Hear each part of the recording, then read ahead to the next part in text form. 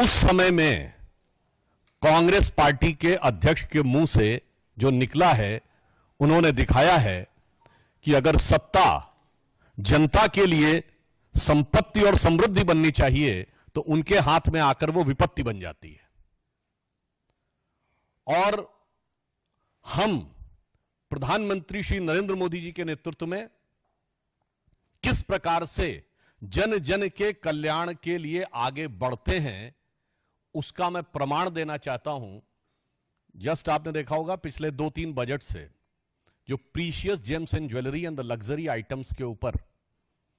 Gradually tax and duty बढ़ाई गई है और जरूरतमंद जनता को अनाज मुफ्त मुहैया कराया गया है। मोदी जी का यह विचार उस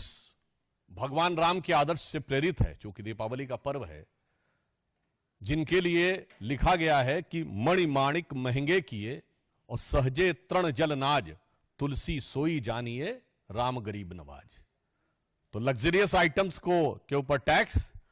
और गरीब व्यक्ति के लिए अनाज की उपलब्धता। मगर अफसोस की बात यह है, कुछ लोग ऐसे होते हैं, जिसमें कांग्रेस पार्टी और विपक्षी दल प्रमुख हैं,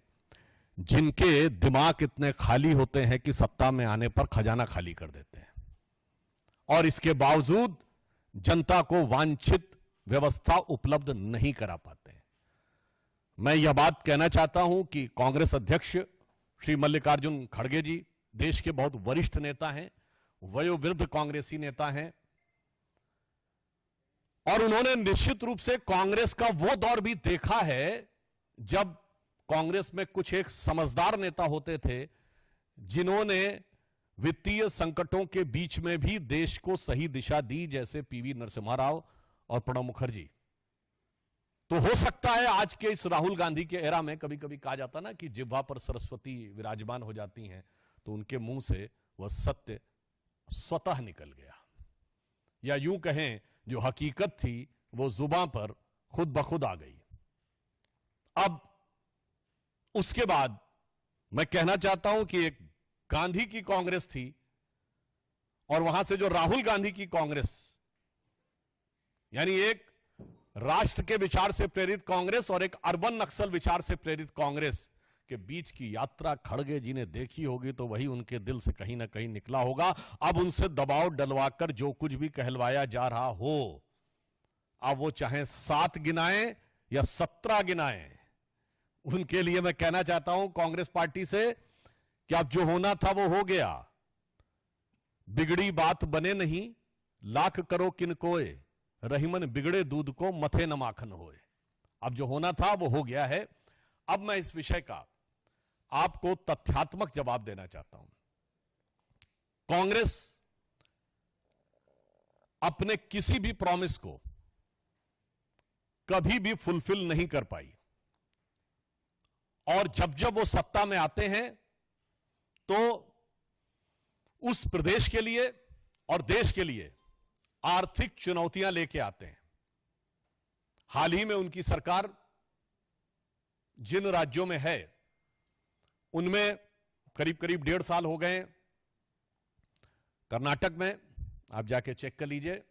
कर्नाटक में 2021-22 में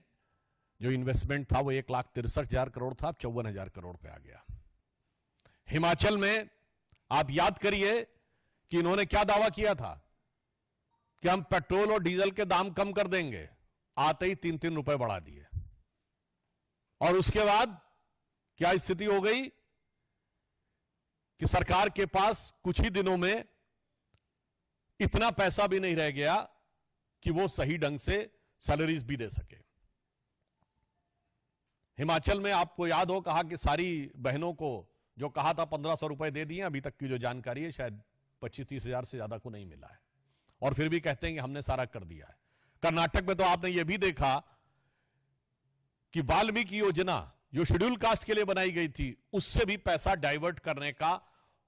उन्होंने प्रयास किया। जब इनके शासनकाल में महाराष्ट्र था और हमारे शासन में कर्नाटक था,